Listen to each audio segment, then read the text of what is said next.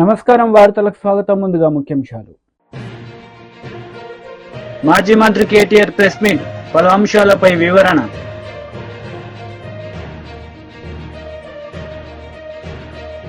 మంత్రి Komatireddy Venkatareddy press meet, పలు అంశాలపై వివరణ. మంత్రి కోమటిరెడ్డి వెంకటరెడ్డి ప్రెస్ మీట్ నిర్వహించారు. ఈ సందర్భంగా పలు అంశాలపై ఆయన మాట్లాడారు. ఇద్దరు ఎంపీలను మంచి మెజార్టీ, భారతదేశంలోనే రికార్డ్ మెజార్టీతో నిర్మించారు. తప్పకుండా నల్గొండ జిల్లా ప్రజల రుణం తెలుసుకుంటాం. ఈ 5 సంవత్సరాలే కాదు, 3 సంవత్సరాలే టార్గెట్ పెట్టుకున్నాం.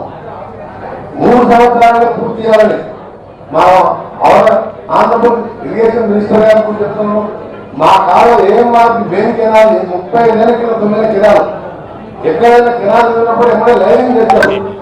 లైనింగ్ చేసి వదిలిపెట్టక మీరు సంవత్సరానికి 100 కరెంటు బిల్లు వస్తుంది. వాటికి లిఫ్ట్ చేయాలంటే అదే నీకు లైనింగ్ ఉంటే ఇక్కడ ఆన్ చేసిన 1 డేలో నీకు నగరికల్ వరకు రీచ్ అవుతుంది. అది దేవరకొండ, కొద్దిపాలెం, అనుగోడలో 2 లక్షల ఎకరాలు, ఆంధ్రపాలెం వరకు వచ్చే ప్రాజెక్ట్ అది. ఈ లైనింగ్ లేక ఇక్కడ దగ్గర కెనాల్ తెగిపోయి ఇబ్బంది ఉన్నది.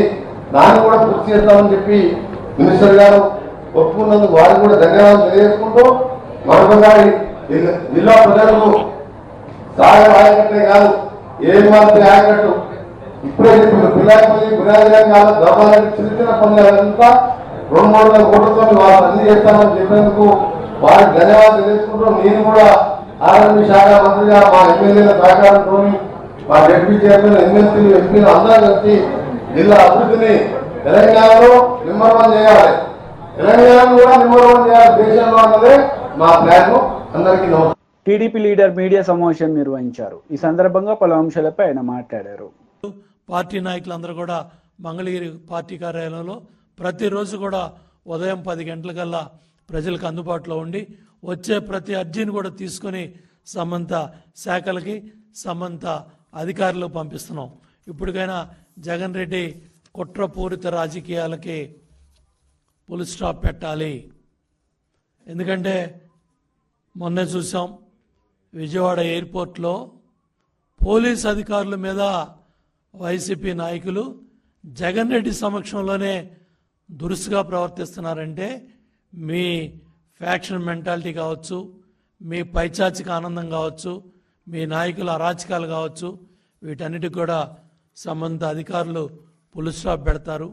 ఇప్పటికైనా సరే ఢిల్లీ వెళ్ళి నానాయాగి చేసి వచ్చి అసెంబ్లీకి వెళ్లకుండా ఇవాళ తాడేపల్లి ప్యాలెస్కో, బెంగళూరు ప్యాలెస్కో పరిమితమైన జగన్ రెడ్డి ఇవాళ ప్రతిపక్ష హోదా ఇస్తేనే నేను సభకు వస్తాను, లేకపోతే నేను సభకు రాను అని ఏ విధంగా నువ్వు వాళ్ళ ప్రజలు గెలిపించిన మీ 11 మంది కూడా ప్రజా జీవితానికి దూరంగా ఏదైతే ప్రజలు ఏ విధంగా అయితే మేము మీకు 11 సీట్లకు పరిమితం చేశారో దానికి కూడా పరివర్తన రాకుండా, దానికి కూడా పశ్చాత్తాపం రాకుండా ఇంకా అహంకారపూరితంగా జగన్ రెడ్డి మాటలు ఉన్నాయి. ఢిల్లీలో ధర్నాలో మాట్లాడిన మాటలు కావచ్చు,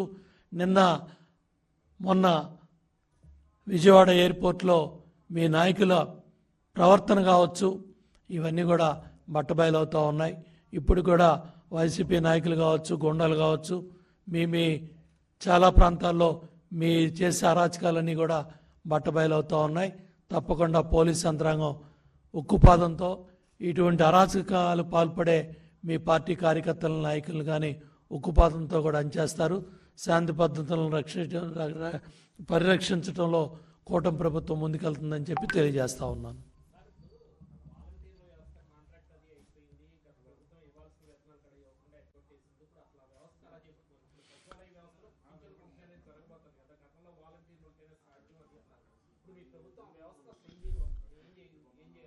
తెలుగుదేశం ప్రభుత్వ హయాంలో వ్యవస్థాపక అధ్యక్షులు స్వర్గీయ నందమూరి తారక రామారావు గారు చైతన్య రథం మీద వెళ్తూ ఉంటే కాళ్ళకు చెప్పులు లేకుండా వృద్ధులు, పెద్దవాళ్ళు, అవ్వల తాతలు ఆయన చైతన్య రథం వెంబడబడి పరిగెడతా ఉంటే ఇంత మండుటెండలో వాళ్ళు కాళ్ళకు చెప్పులు లేకుండా ఆ విధంగా పరిగెడతా ఉన్నారు. వాళ్ళ కళ్ళల్లో పేదరికం కనపడుతుందని ఆ మహానుభావుడు నెలకు 30 రూపాయలతో ప్రారంభం చేసిన ఈ పింఛన్ దాన్ని చంద్రబాబు నాయుడు గారు 75 రూపాయలు, తర్వాత 200 రూపాయలు, ఏదైతే గత ప్రభుత్వం 1000 రూపాయలు పెంచడానికే నానాయాగి చేసి 60 నెలలు ఒక్కొక్క పింఛన్దారుడికి 35,000 రూపాయలు పైగా జగన్ రెడ్డి ప్రభుత్వం నష్టం చేసింది.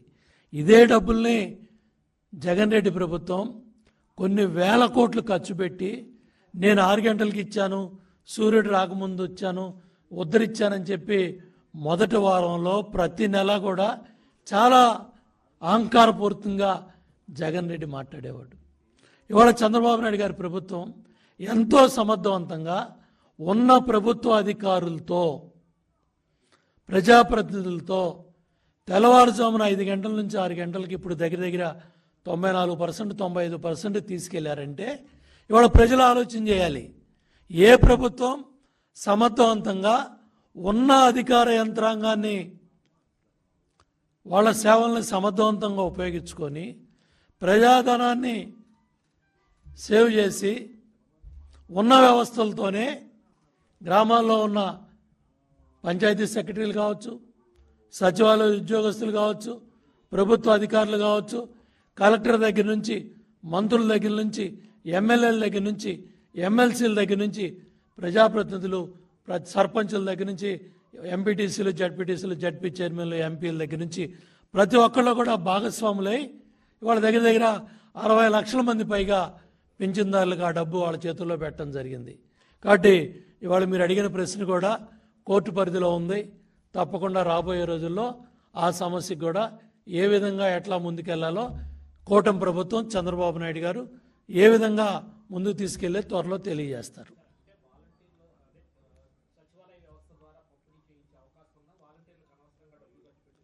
ఇవాళ ఏదైతే ఉన్న వ్యవస్థలను సమర్థవంతంగా ఉపయోగించుకొని అటు సచివాలయ ఉద్యోగస్తులు కావచ్చు, ప్రభుత్వ ఉద్యోగస్తులు కావచ్చు, ప్రజాప్రతినిధులు కావచ్చు, దేశంలో ఏ రాష్ట్రంలో కూడా ఇంత సమర్థవంతంగా ఎక్కడా జరగల. ఇవాళ తెలుగుదేశం, జనసేన, బీజేపీ ప్రభుత్వం, కూటమి ప్రభుత్వం, చంద్రబాబు గారి నాయకత్వంలో ఒకే రోజులో 60 లక్షల మందికి ఇప్పటికే పింఛన్దారులు డబ్బు వెళ్ళింది. ఇది నభూతో నభవిష్యత్. ఒక రోజులోనే ఈ కార్యక్రమం పూర్తి చేయాలనే పట్టుదలతో యంత్రాంగం ముందుకెళ్తా ఉంది.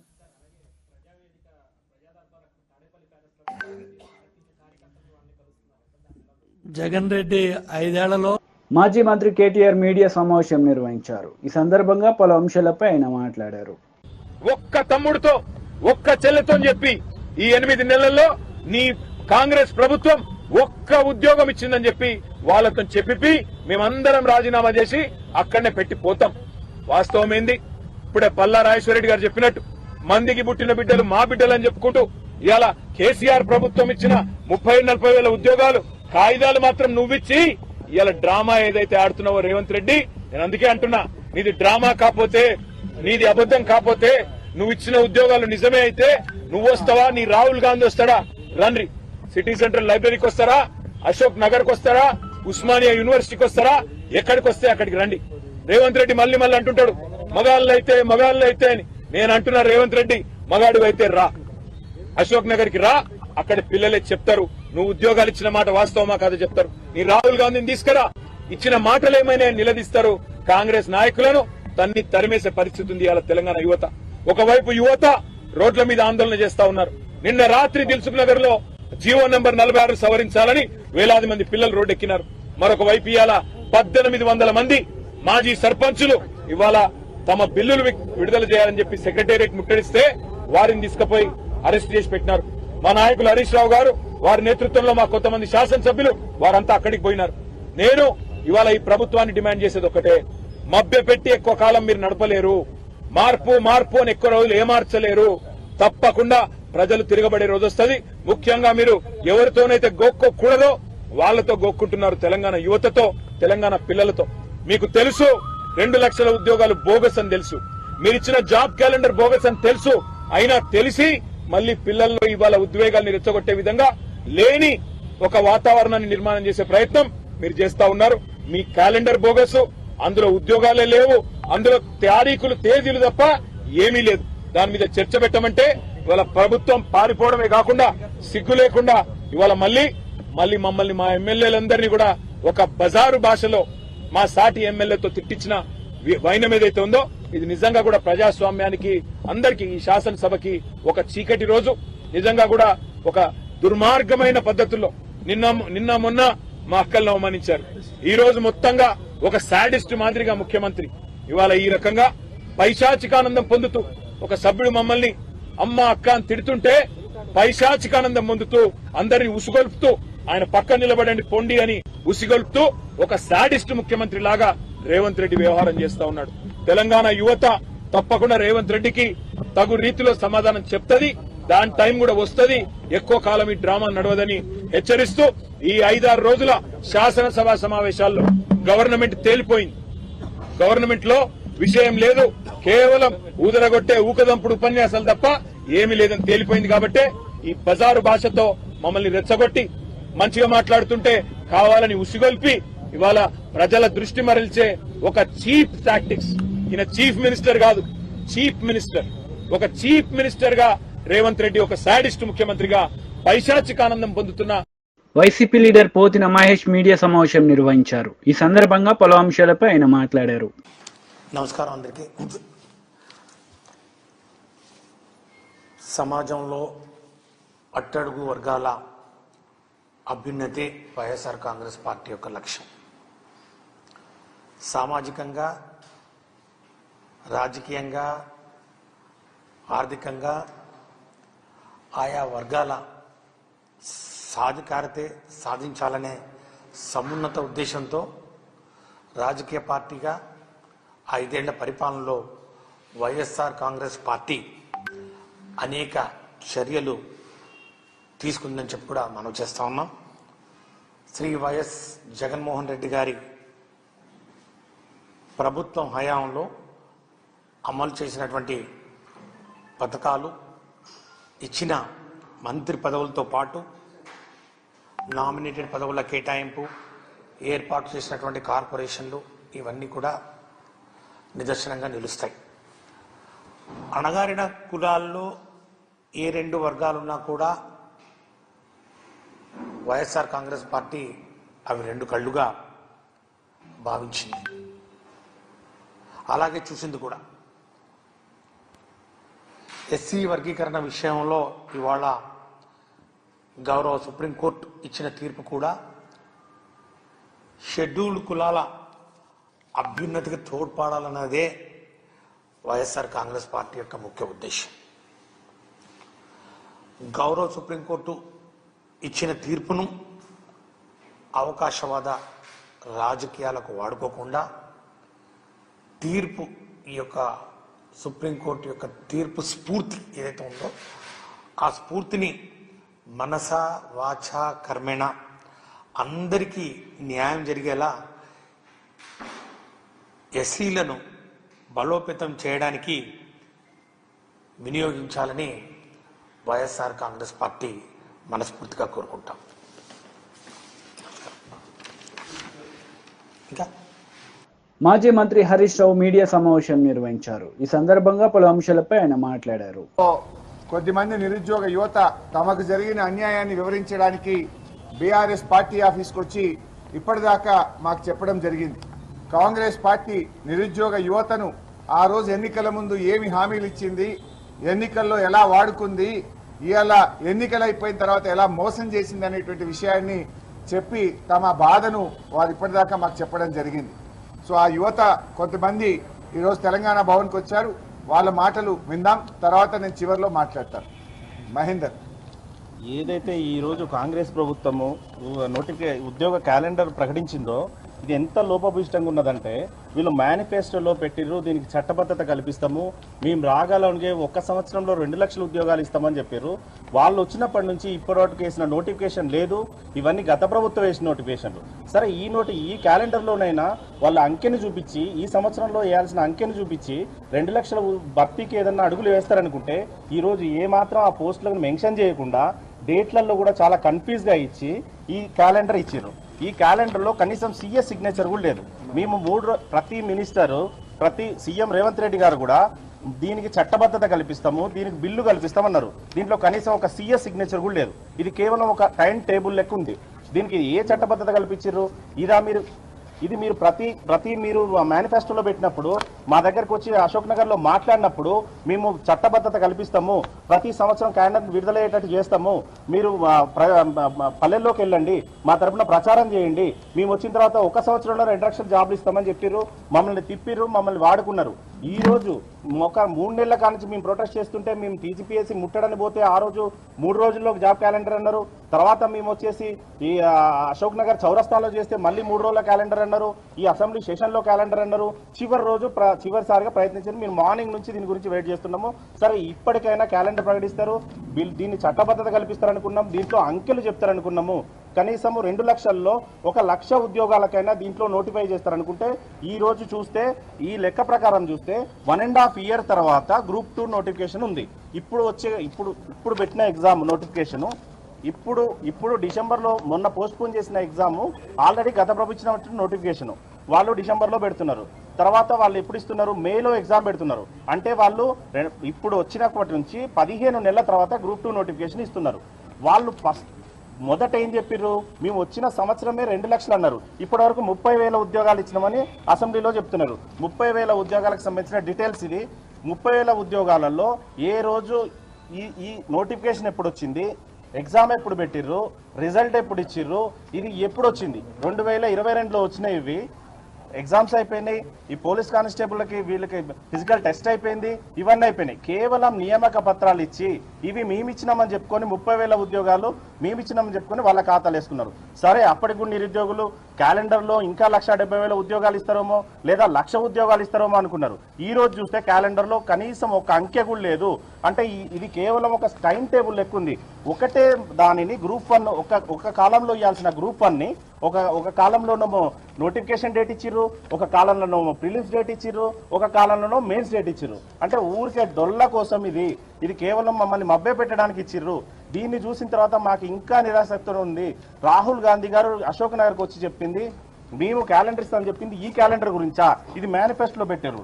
ఈ మేనిఫెస్టోలో ఉన్న డేట్లు ఈ డేట్లు సరిపోవట్లేవు. మీరు చెప్పింది ఇక్కడ చేసింది సరిపోవట్లేవు. ఇది దీనికోసమా మేము ఇన్ని రోజులు మీరు మమ్మల్ని వాడుకున్నది? దీనికోసమా రాహుల్ గాంధీ అశోక్ నగర్కి వచ్చింది? దీనికోసమా మీ కాంగ్రెస్ వాళ్ళు మొత్తం మా వెంబడి తిరిగింది? మేము సపోర్ట్ చేసినాం, మేము ఇస్తామని చెప్పిర్రు. సరే ఆశపడి మీరు ఇస్తారు కదా అని చేసినాము. ఇప్పటి వరకు నోటిఫికేషన్ ఇవ్వకపోగా మీరు వచ్చిన తర్వాత ఈ 30,000 తీసేస్తే మీ ఎగ్జామ్ స్టార్ట్ అయ్యేది ఒక 1 year తర్వాత, 1.5 year తర్వాత. అంటే మీరు 1 yearలో 2 లక్షలు ఇస్తానంటారు, 1.5 year తర్వాత మీరు స్టార్ట్ అవుతుంది. 5 సంవత్సరాల్లో కూడా 2 లక్షలు ఇచ్చే పరిస్థితి లేదు. వచ్చే సంవత్సరంలో కూడా ఈ క్యాలెండర్ ప్రకారం చూస్తే దేంట్లో కూడా 30,000 నిండే పరిస్థితి లేదు. అంటే వీళ్ళు ఇచ్చిన 2 లక్షలు గాలికి వదిలేసి కేవలం. బీజేపీ లీడర్ మీడియా సమావేశం నిర్వహించారు. ఈ సందర్భంగా పలు అంశాలపై ఆయన మాట్లాడారు. రాష్ట్ర ప్రధాన కార్యదర్శి జగన్మోహన్ రెడ్డి గారు, అలాగే నాగారం కౌన్సిలర్ అయినటువంటి శ్రీనివాస్ గౌడ్ గారు ప్రత్యేకంగా పాల్గొంటున్నారు. రాష్ట్ర ప్రభుత్వం ఇటీవల హైదరాబాదు చుట్టూ పరిధిలో ఉన్నటువంటి అనేక ప్రాంతాలని విలీనం చేయాలని చెప్పని ఒక ప్రతిపాదనతో ముందుకు వస్తున్నట్టుగా తెలుస్తూ ఉన్నది. 8 కార్పొరేషన్లని, 20 పురపాలక సంఘాలని, 33 గ్రామ పంచాయతీలని, 61 పారిశ్రామిక వాడలని, కంటోన్మెంట్ బోర్డుని, వీటన్నిటినీ కలిపి జిహెచ్ఎంసీ యొక్క పరిధిని విస్తరింపజేసి ఒక ప్రత్యేకమైనటువంటి ఒక గ్రేటర్ సంస్థగా రూపొందించాలని చెప్పని ఆలోచనలు చేస్తున్నట్టుగా పత్రికల్లో వార్తలు చూస్తూ ఉన్నాం. మంత్రుల యొక్క ప్రకటనలు వింటూ ఉన్నాం. అధికారులు కూడా సూచాయిగా అక్కడక్కడ మాట్లాడుతున్నటువంటి ఒక విషయాల్ని తెలుసుకుంటా ఉన్నాం. కానీ ఒక అంశాన్ని మాత్రం ఆలోచించవలసినటువంటి అవసరం ఉన్నది. అసలు జిహెచ్ఎంసీగా హైదరాబాదు, సికింద్రాబాద్ యొక్క జిహెచ్ఎంసీ పరిధిలోనే మౌలిక వసతులని కల్పించడంలో అసలు జిహెచ్ఎంసీనే ఘోరంగా వైఫల్యం చెందింది. నిజాం నాటి కాలంలో ఉన్నటువంటి ఒక భూగర్భ డ్రైనేజ్ తప్పించి ఆ తర్వాత భూగర్భ డ్రైనేజీని ఆధునీకరించినటువంటి ఒక సందర్భమే లేనటువంటి ఒక దుస్థితిలో హైదరాబాదు నగరమే కొట్టుమిట్టాడుతుంది. కాబట్టి ప్రతినిత్యం ఈ మధ్య కాలంలో మోకాళ్ళలోతు నీళ్లు, నడుములోతు నీళ్లు హైదరాబాద్ నడిబొడ్లోనే మనం చూస్తూ వచ్చాం. ఇకపోతే ఒక 15 సంవత్సరాల కిందట శివారులో ఉన్నటువంటి మున్సిపాలిటీలను కూడా విలీనం చేశారు. అంటే ఉప్పల్, కప్రా, ఎల్బీ నగర్, కుత్బుల్లాపూర్ ఈ రకంగా చేసేటప్పుడు కూడా ఆ శివారు ప్రాంతాలన్నింటినీ కూడా అభివృద్ధి చేస్తాం, అన్ని రకాలుగా మరి ముందుకు తీసుకెళ్ళటం కొరకే విలీనం చేస్తున్నామని చెప్పని పేర్కొన్నారు. ఆ సందర్భంలో కూడా అనేక పురపాలక సంఘాలు వ్యతిరేకించాయి, ప్రజాప్రతినిధులు వ్యతిరేకించారు, పౌరులు కూడా వ్యతిరేకించారు. అయినా కూడా అధికారం ఉందని, మందబలం ఉందన్నటువంటి ఒక ఆలోచన అభిప్రాయంతోన వాటినన్నింటినీ కూడా విలీనం చేశారు. ఇప్పుడు మళ్ళీ కొత్తగా ఔటర్ రింగ్ రోడ్ పరిధిలో ఉన్నటువంటి ఇప్పుడు నేను చెప్పినటువంటి స్థానిక సంస్థలన్నింటినీ కూడా నిర్వీర్యం చేస్తూ విలీనం చేయాలని చెప్పని సుదర్శన్ రెడ్డి గారు విలీనం చేయాలని చెప్పని ప్రయత్నం చేస్తూ ఉన్నారు. ఇది పూర్తిగా కూడా ప్రజల యొక్క ఆలోచనలకి భిన్నంగా ఆ గ్రామాలలో జరుగుతున్నటువంటి ఒక అనేక రకాల పరిణామాలకి వ్యతిరేకంగా తీసుకోబోయేటువంటి ఒక నిర్ణయంగా భారతీయ జనతా పార్టీ అభిప్రాయపడతా ఉన్నది. మీకు అధికారం ఇచ్చారు, కొత్తగా శాసనసభ ఏర్పడింది, ప్రభుత్వం వచ్చింది కదా అని చెప్పని మీకు ఇష్టం వచ్చినట్టుగా చేస్తామంటే ప్రజలు సహించరు అన్నటువంటి విషయాన్ని నేను తెలియజేస్తా ఉన్నా.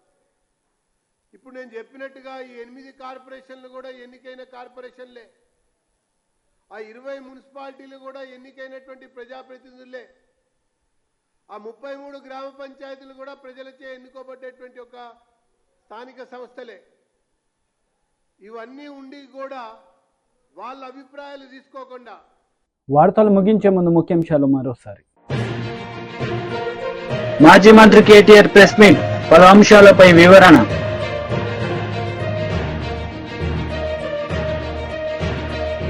మంత్రి కోమటిరెడ్డి వెంకటరెడ్డి ప్రెస్ మీట్, పలు అంశాలపై వివరణ. ఈ వార్తలు ఇంతటితో సమాప్తం. తిరిగి ప్రసారమయ్యే వార్తల్లో మళ్ళీ కలుద్దాం. అంతవరకు సెలవు. నమస్తే.